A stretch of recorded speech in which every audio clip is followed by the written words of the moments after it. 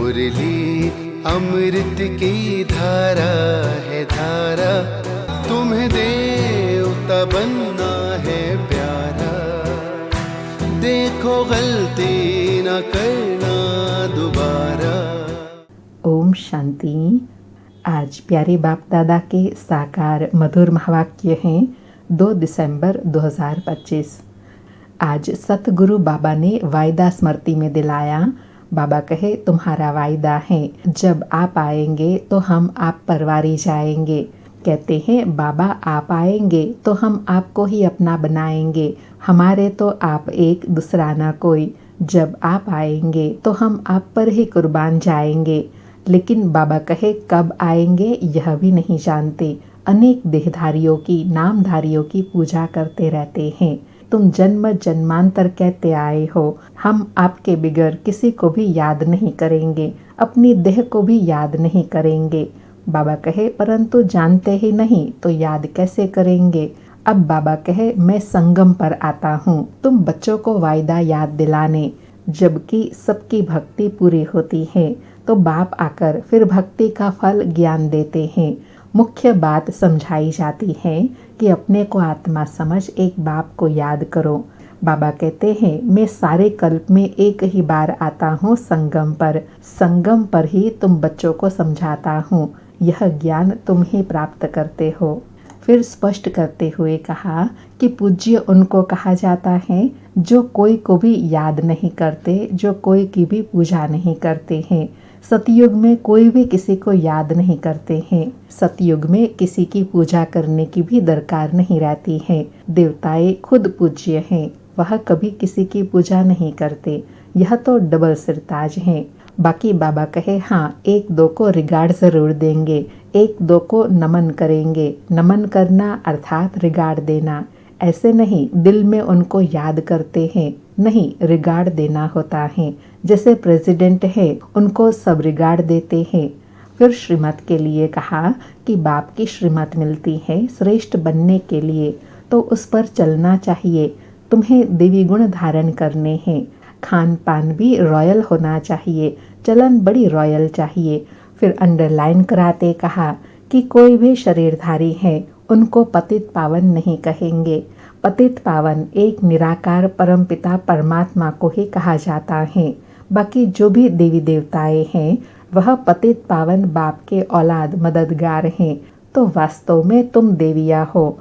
अब बाबा पावन बनने का पुरुषार्थ कराते हैं। सुनते हैं प्यारे बाप दादा के अनमोल मधुर महावाक्य। आज बाबा कहे मीठे बच्चे तुम्हारा वायदा है कि जब आप आएंगे तो हम वारी जाएंगे। अब बाप आए हैं तुम्हें वायदा याद दिलाने। आज मुरली से प्रश्न है किस मुख्य विशेषता के कारण पूज्य सिर्फ देवताओं को ही कह सकते हैं। उत्तर में बाबा कहे देवताओं की ही विशेषता है जो कभी किसी को याद नहीं करते, न बाप को याद करते न किसी के चित्र को याद करते, इसलिए उन्हें पूज्य कहेंगे। वहाँ सतयुग में सुख ही सुख रहता है, इसलिए किसी को याद करने की दरकार नहीं। अभी तुम एक बाप की याद से ऐसे पूज्य पावन बने हो जो फिर याद करने की दरकार ही नहीं रहती। ओम शांति। मीठे मीठे रूहानी बच्चे, अब रूहानी आत्मा तो नहीं कहेंगे, रूह अथवा आत्मा एक ही बात है, इसलिए बाबा कहे रूहानी बच्चे कहा जाता है। रूहानी बच्चों प्रति रूहानी बाप समझाते हैं आगे कभी भी आत्माओं को परम पिता परमात्मा ने ज्ञान नहीं दिया है। बाप खुद कहते हैं मैं एक ही बार कल्प के पुरुषोत्तम संगम युग पर आता हूँ, ऐसे और कोई कह न सके, अर्थात ऐसे गारंटी के बोल कोई बोल नहीं सकते, ऐसे और कोई कह न सके सारे कल्प में सिवाय संगम युग के। बाप खुद कभी आते ही नहीं, बाप संगम पर ही आते हैं जबकि भक्ति पूरी होती है और बाप फिर बच्चों को बेहद का ज्ञान देते हैं। अपने को आत्मा समझ और बाप को याद करो। यह कई बच्चों के लिए बहुत मुश्किल लगता है, अर्थात आत्मिक स्थिति में रहना कईयों के लिए मुश्किल लगता है। बाबा कहे लेकिन है, लेकिन बाबा कहे है बहुत सहज, परंतु बुद्धि में ठीक रीति बैठता नहीं है। तो घड़ी घड़ी समझाते रहते हैं, समझाते हुए भी नहीं समझते हैं। स्कूल में टीचर 12 मास पढ़ाते हैं, फिर भी कोई नापासों पढ़ते हैं। यह बेहद का बाप भी रोज बच्चों को पढ़ाते हैं, फिर भी कोई को धारणा होती है, कोई भूल जाते हैं। मुख्य बात तो समझाई जाती है कि अपने को आत्मा समझो और बाप को याद करो। बाप ही कहते हैं माम एकम याद करो, और कोई मनुष्य मात्र कभी कह नहीं सकेंगे। बाप कहते हैं मैं एक ही बार आता हूँ। कल्प के बाद संगम पर एक ही बार तुम बच्चों को ही समझाता हूँ। तुम ही यह ज्ञान प्राप्त करते हो, दूसरा कोई लेते ही नहीं। प्रजापिता ब्रह्मा के तुम मुखवंशावली ब्राह्मण इस ज्ञान को समझते हो, जानते हो। कल्प पहले भी बाप ने इस संगम पर यह ज्ञान समझाया था। तुम ब्राह्मणों का ही पार्ट है, इन वर्णों में भी फिरना जरूर है, और धर्म वाले इन वर्णों में आते ही नहीं, भारतवासी ही इन वर्णों में आते हैं। ब्राह्मण भी भारतवासी ही बनते हैं, इसलिए बाप को भारत में आना पड़ता है। तुम हो प्रजापिता ब्रह्मा के मुखवंशावली ब्राह्मण। ब्राह्मणों के बाद है देवता और क्षत्रिय। क्षत्रिय कोई बनते नहीं है, तुमको तो ब्राह्मण बनाते हैं, फिर तुम देवता बनते हो। बाबा कहे वह फिर धीरे धीरे कला कम होती है तो उनको क्षत्रिय कहते हैं। क्षत्रिय ऑटोमेटिकली बनना है। बाप तो आकर ब्राह्मण बनाते हैं, फिर ब्राह्मण से देवता, फिर वही क्षत्रिय बनते हैं। तीनों धर्म एक ही बाप अभिस्थापन करते हैं। ऐसे नहीं कि सतयुग त्रेता में फिर आते हैं। मनुष्य न समझने के कारण कह देते सतयुग त्रेता में भी आते हैं। बाप कहते हैं मैं युगे युगे आता नहीं हूँ, मैं आता ही हूँ एक बार कल्प के संगम युग पर। तुमको मैं ही ब्राह्मण बनाता हूँ। बाबा कहे तुमको मैं ही देवता बनने के लिए पहले ब्राह्मण बनाता हूँ, प्रजापिता ब्रह्मा द्वारा। मैं तो परम धाम से आता हूँ। अच्छा, ब्रह्मा कहाँ से आता है? ब्रह्मा तो 84 जन्म लेते हैं, मैं नहीं लेता हूँ। ब्रह्मा सरस्वती जो ही विष्णु के 2 रूप लक्ष्मी नारायण बनते हैं, वही 84 जन्म लेते हैं। फिर उनके बहुत जन्मों के अंत में प्रवेश कर इनको ब्रह्मा बनाता हूँ। इनका नाम ब्रह्मा मैं रखता हूँ। यह कोई इनका नाम अपना नहीं है। बच्चे का जन्म होता है तो छठी करते हैं, जन्मदिन मनाते हैं। इनकी जन्म पत्रिका नाम तो लेखराज था, वह तो छोटेपन का था, अभी नाम बदला है। जबकि इनमें बाप ने प्रवेश किया है संगम पर, सो भी नाम बदलते तब हैं जबकि यह वानप्रस्थ अवस्था में है। वह सन्यासी तो घर बार छोड़ चले जाते हैं तब नाम बदलता है, यह तो घर में ही रहते हैं। इनका नाम ब्रह्मा रखा क्योंकि ब्राह्मण चाहिए ना। बाबा कहे दादा लेखराज का नाम बदली कब होता है? जब मैं प्रवेश करता हूँ। और ब्रह्मा बाबा को रचते किस लिए है? ब्राह्मण बनाने के लिए। बाबा कहे तुमको अपना बनाकर ब्राह्मण बनाते हैं, पवित्र बनाया जाता है। ऐसे नहीं कि तुम जन्म से ही पवित्र हो, तुमको पवित्र बनने की शिक्षा मिलती है। कैसे पवित्र बने, वह है मुख्य बात। तुम जानते हो कि भक्ति मार्ग में पूज्य एक भी हो नहीं सकता। मनुष्य गुरुओं आदि को माथा टेकते हैं क्योंकि घर बार छोड़ पवित्र बनते हैं, बाकी उनको पूज्य नहीं कहेंगे। पूज्य वह जो किसी को भी याद न करें। आज बाबा ने इस बात पर अंडरलाइन कराया कि पूज्य किनको कहेंगे? जो कोई को भी याद ना करे। बाबा कहे सन्यासी लोग ब्रह्म तत्व को याद करते हैं ना, प्रार्थना करते हैं। सतयुग में कोई भी कोई को याद नहीं करते। अब बाप कहते हैं तुमको याद करना है एक को, वह तो है भक्ति मार्ग। तुम्हारी आत्मा भी गुप्त है, आत्मा को यथार्थ रीति कोई जानते नहीं। सतयुग त्रेता में भी शरीरधारी अपने नाम से पार्ट बजाते हैं। नाम बिगर तो पार्टधारी हो न सके, कहाँ भी हो शरीर पर नाम जरूर पड़ता है। नाम बिगर पार्ट कैसे बजाएंगे? तो बाप ने समझाया है, भक्ति मार्ग में गाते हैं आप आएंगे तो हम आपको ही अपना बनाएंगे, दूसरा ना कोई, हम आपका ही बनेंगे, यह आत्मा कहती है। बाबा कहे यह प्रॉमिस कौन करता है? आत्मा। भक्ति मार्ग में भी जो देहधारी हैं, जिनके नाम रखे जाते हैं, उनको हम नहीं पूजेंगे। जब आप आएंगे तो आप पर ही कुर्बान जाएंगे।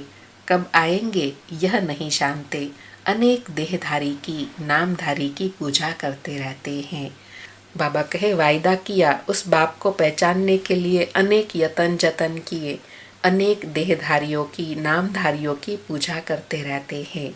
जब आधा कल्प भक्ति पूरी होती है तब बाप आते हैं, कहते हैं तुम जन्म जन्मांतर कहते आए हो, हम तुम्हारे बिगर किसी को भी याद नहीं करेंगे, अपनी देह को भी याद नहीं करेंगे, परंतु मुझे जानते ही नहीं है तो याद कैसे करेंगे।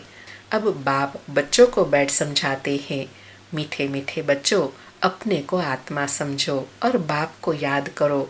बाप ही पतित पावन है, उनको याद करने से तुम पावन सतो प्रधान बन जाएंगे। सतयुग त्रेता में भक्ति होती नहीं, तुम कोई को भी याद नहीं करते, न बाप को न चित्र को, वहाँ तो सुख ही सुख रहता है। बाप ने समझाया है, जितना तुम नजदीक आते जाएंगे कर्मातीत अवस्था होती जाएंगी। सतयुग में नई दुनिया, नए मकान में खुशी भी बहुत रहती है। फिर 25% पुराना होता है तो जैसे स्वर्ग ही भूल जाता है। तो बाप कहते हैं तुम गाते थे, आपके ही बनेंगे, आपसे ही सुनेंगे, तो जरूर आप परमात्मा को ही कहते हैं ना। बाबा कहे यह जो वायदा करते हैं तो डायरेक्ट व इनडायरेक्ट परमात्मा से ही यह वायदा करते हैं ना। आत्मा कहती है परमात्मा बाप के लिए, आत्मा सूक्ष्म बिंदी है, उनको देखने के लिए दिव्य दृष्टि चाहिए। आत्मा का ध्यान कर नहीं सकेंगे, हम आत्मा इतनी छोटी बिंदी है, ऐसे समझ याद करना मेहनत है। आत्मा के साक्षात्कार की कोशिश नहीं करते, परमात्मा के लिए कोशिश करते हैं, जिसके लिए सुना है कि वह हजारों सूर्यों से तेजोमय है। किसी को साक्षात्कार होता है तो कहते हैं बहुत तेजोमय था, क्योंकि वही सुना हुआ है। जिसकी नौधा भक्ति करेंगे देखेंगे भी वही, अर्थात मन में जो स्वरूप बिठाया हुआ है उसी पर ही भावना रहती है, तो फिर साक्षात्कार भी वही होता है। बाबा कहे नहीं तो विश्वासी न बैठे। बाप कहते हैं आत्मा को ही नहीं देखा है तो परमात्मा को कैसे देखेंगे, आत्मा को देख ही कैसे सकते हैं। सबके शरीर का चित्र है, नाम है, आत्मा है बिंदी, बहुत छोटी है, उनको कैसे देखेंगे। कोशिश बहुत करते हैं परंतु इन आँखों से देख न सके। आत्मा को ज्ञान की अव्यक्त आँखें मिलती हैं। अभी तुम जानते हो हम आत्मा कितनी छोटी है। मुझ आत्मा में 84 जन्मों का पाठ नोंधा हुआ है, जो मुझे रिपीट करना है। बाप की श्रीमत मिलती है श्रेष्ठ बनने के लिए, तो उस पर चलना चाहिए। तुम्हें देवी गुण धारण करने हैं, खान पान भी रॉयल होना चाहिए, चलन बड़ी रॉयल चाहिए। तुम देवता बनते हो, देवताएं खुद पूज्य हैं, यह कभी किसी की पूजा नहीं करते। यह तो डबल सरताज है ना। बाबा और स्पष्ट कर रहे हैं कि देवी देवताएं पूजा क्यों नहीं करते, क्योंकि वह डबल सरताज हैं, संपूर्ण पवित्र भी हैं और नंबर 1 राज्य अधिकारी आत्मा है। इसलिए बाबा कहे वह किसी की पूजा नहीं करते, यह कभी किससे पूजते नहीं, तो पूज्य ठहरे ना। सतयुग में किसी को पूजने की दरकार ही नहीं। बाबा दोनों बात बता रहे हैं, ना पूजा करते हैं ना पूजा करवाते हैं। बाबा कहे बाकी हाँ, एक दो को रिगार्ड जरूर देंगे। ऐसे नमन करना, इसको रिगार्ड कहा जाता है। ऐसे नहीं दिल में उनको याद करना है, रिगार्ड तो देना ही है। जैसे प्रेसिडेंट हैं, सब रिगार्ड रखते हैं, जानते हैं यह बड़े मर्तबे वाला है, नमन थोड़े ही करना है। बाबा कहे ऐसे बार बार नमन थोड़े ही करना होता है, मन में रिगार्ड होता है, मिलते हैं बातों में रिगार्ड होता है। तो ऐसे बाबा कहे सतयुग में एक दूसरे का सब रिगार्ड रखते हैं। तो बाप समझाते हैं यह ज्ञान मार्ग बिल्कुल अलग चीज है। इसमें सिर्फ अपने को आत्मा समझना है। जो भूल गए हैं, शरीर के नाम को याद कर लिया है, काम तो जरूर नाम से ही करना है। बिगर नाम किसी को बुलाएंगे कैसे? भल तुम शरीरधारी बन पार्ट बजाते हो, परंतु बुद्धि में शिव बाबा को याद करना है। श्री कृष्ण के भगत समझते हैं, हमको श्री कृष्ण को ही याद करना है। बस जिधर देखता हूँ कृष्ण ही कृष्ण है, हम भी कृष्ण, तुम भी कृष्ण। अरे तुम्हारा नाम अलग, उनका नाम अलग, सब कृष्ण ही कृष्ण कैसे हो सकते? सबका नाम कृष्ण थोड़े ही हो सकता है। जो आता सो बोलते रहते हैं। अब बाप कहते हैं भक्ति मार्ग के सब चित्रों आदि को भूल एक बाप को याद करो। चित्रों को तो तुम पतित पावन नहीं कहते हो, हनुमान आदि पतित पावन थोड़े ही हैं, उनके चित्र हैं, कोई भी पतित पावन नहीं है। कोई भी देवी आदि जिसको शरीर है उनको पतित पावन नहीं कहेंगे। बाबा स्पष्ट कर रहे हैं कि कोई भी शरीरधारी है उनको पतित पावन नहीं कहेंगे। क्यों? क्योंकि जो शरीरधारी हैं पूरा चक्र लगाते आत्मा सतो प्रधान से तमो प्रधान बनती है। इसलिए शरीरधारी कोई भी पतित पावन नहीं हो सकते सिवाय निराकार के। बाबा कहे 6-8 भुजा वाली देवी आदि बनाते हैं, सब अपनी बुद्धि से। यह है कौन वह जानते नहीं। पतित पावन बाप की औलाद मददगार है।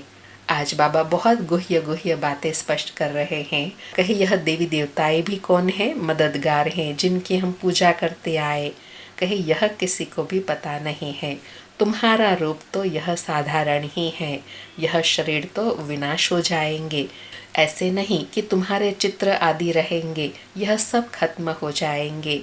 वास्तव में देवियाँ तुम हो। नाम लिया जाता है सीता देवी, फलाना देवी, राम देवता नहीं कहेंगे, फलानी देवी व श्रीमती कहते हैं, वह भी रॉन्ग हो जाता है। अब पावन बनने के लिए पुरुषार्थ करना है। तुम कहते भी हो पतित से पावन बनाओ, ऐसे नहीं कहेंगे कि लक्ष्मी नारायण बनाओ। पतित से पावन भी बाप बनाते हैं, नर से नारायण भी बाप ही बनाते हैं। वो लोग पतित पावन निराकार को कहते हैं और सत्यनारायण की कथा सुनाने वाले फिर और दिखाए हैं। ऐसे तो कहते नहीं बाबा सत्यनारायण की कथा सुनाकर अमर बनाओ, नर से नारायण बनाओ। सिर्फ कहते हैं आकर पावन बनाओ। बाप ही सत्यनारायण की कथा सुनाकर पावन बनाते हैं। तुम फिर औरों को सत्य कथा सुनाते हो और कोई जान न सके, तुम ही जानते हो।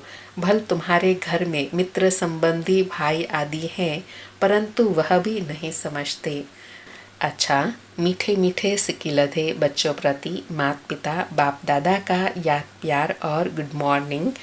रूहानी बाप की रूहानी बच्चों को नमस्ते। हम रूहानी बच्चों की रूहानी माता पिता बाप दादा को याद प्यार गुड मॉर्निंग और नमस्ते नमस्ते। सारी मुरली से धारणा के लिए सार है। पहला पॉइंट, स्वयं को श्रेष्ठ बनाने के लिए बाप की जो श्रीमत मिलती है उस पर चलना है। देवी गुण धारण करने हैं, खान पान चलन सब रॉयल रखना है।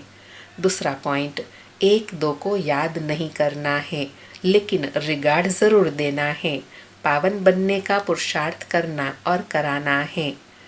आज प्यारे सतगुरु का वरदान है, नीरस वातावरण में खुशी की झलक का अनुभव कराने वाले एवर हैप्पी भव।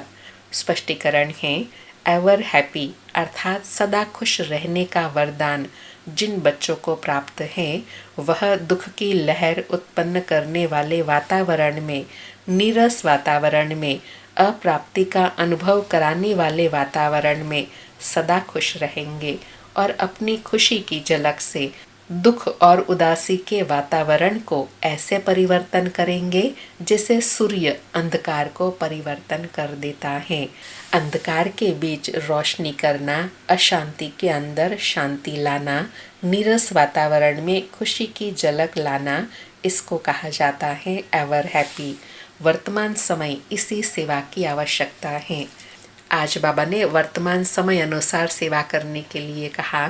जो खुद एवर हैप्पी रहते हैं वो कैसे भी वातावरण हो, आत्मा हो, उसको परिवर्तन कर देगा, वही एवर हैप्पी है। आज का स्लोगन है, अशरीरी वह है जिससे शरीर की कोई भी आकर्षण अपनी तरफ आकर्षित न करे। आज के अव्यक्त इशारे हैं, अब संपन्न व कर्मातीत बनने की धुन लगाओ। आज बाबा कहे, कर्मातीत का अर्थ यह नहीं है कि कर्म से अतीत हो जाओ, अर्थात कर्म करना छोड़ दो। कर्म से न्यारे नहीं, कर्म के बंधन में फंसने से न्यारे। इसको कहते हैं कर्मातीत। कर्म योग की स्थिति कर्मातीत स्थिति का अनुभव कराती है। यह कर्म योगी स्थिति अति प्यारी और न्यारी स्थिति है। इससे कोई कितना भी बड़ा कार्य मेहनत का हो, लेकिन ऐसे लगेगा जैसे काम नहीं कर रहे हैं लेकिन खेल कर रहे हैं। बाबा ने कर्मातीत स्थिति का प्रैक्टिकल स्वरूप बताया कि वह जब कर्म में और व्यवहार में आएंगे तो कैसी स्थिति रहेंगी, अति न्यारी और प्यारी स्थिति। कर्म को खेल समझ कर करेंगे। अच्छा, ओम शांति। शुक्रिया बाबा, शुक्रिया।